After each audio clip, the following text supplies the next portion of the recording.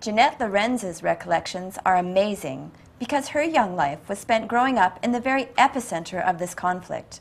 Born in Berlin in 1955, she was just 6 years old when the wall went up in 1961. Her family moved away soon after the wall went up, but eventually Jeanette would be drawn back to that strange and beautiful city to go to school. On the 15th of June 1961, the very day that the initial barbed wire was put in place, her father had taken her into the East German side to visit family friends. I remember that, and my father actually told me that it was the day West and East Berlin were completely shut off, the 13th of August of 61. That he took my elder sister, who was eight and a half, and I was 6, just over 6, to visit these friends of my mother's in East Berlin that very day.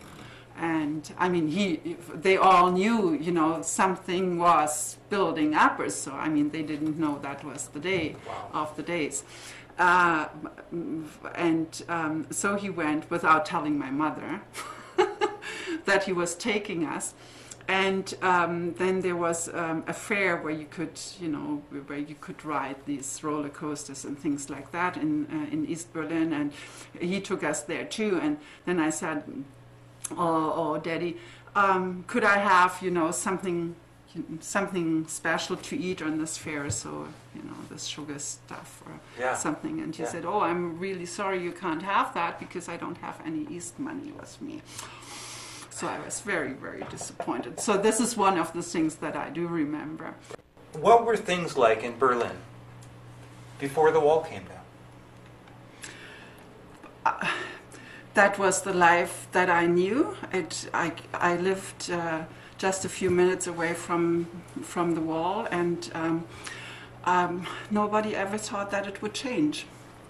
And I was born in Berlin. I was born in 1955, and the wall was built in 1961.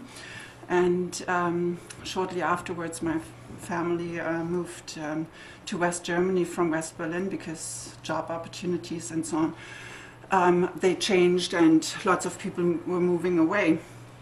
And when I was 18 years old, I moved back to Berlin. I had finished high school and went to university in Berlin. And so this was the life that I knew. And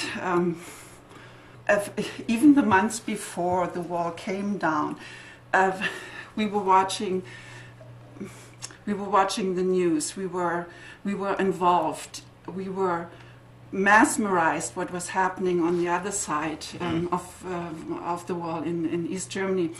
But you know, even thinking back, nobody really thought that it would come to that. Really, it was absolutely fascinating. But when it actually happened, I think everybody was so surprised by it. Yeah. Mm-hmm. Wow. Yeah. For my generation, we just grew up with these two different countries. Right.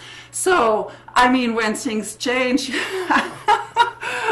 it was not one country. Interesting. So for them, maybe it was catharsis. For you, something when the Berlin Wall came down, like yes. But for you, maybe a new world or something. Completely. Wow. Yeah. Wow. Yeah. Wow. I guess the whole idea of West Berlin as being an outpost is something that didn't really strike me. But I see that. Yeah. And then it's really almost like West Berlin then is in a sense occupied, or anywhere you want to go, you need to go somewhere, you need to pass through that system. Yes. Then that becomes really quite oppressive. Yeah.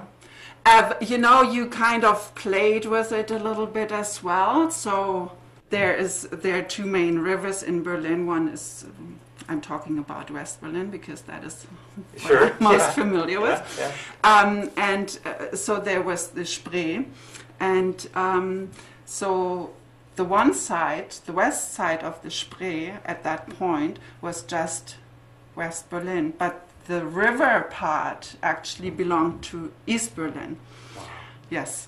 So people could fish on the west side without a fishing permit because the river was actually East Berlin. Oh. But then you saw river police, or river police from the east going back and forth, and there were these towers with really strong lights, Wow. and so they were always watching, because people were fleeing from, still after the wall was built, people were fleeing to the west, and some they just crossed the river. So if they were lucky, they made it.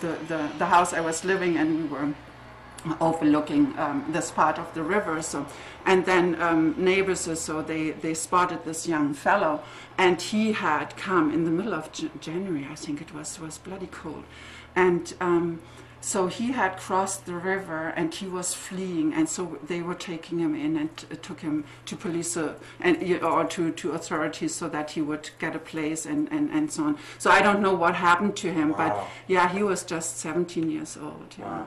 So here is this little park. There's the narrow canal. Then there are maybe 3 meters of just shrubs and so on. There is the wall. Across the wall, there are apartment buildings. Oh.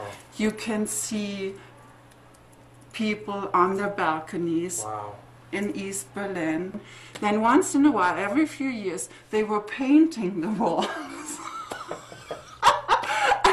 Oh, okay. And people from West Berlin, what they did, just for a joke, they went and painted graffiti on the wall, Yeah. just for the fun of it. Yeah. But they were not allowed to do that because, Yeah. they no. could have been caught.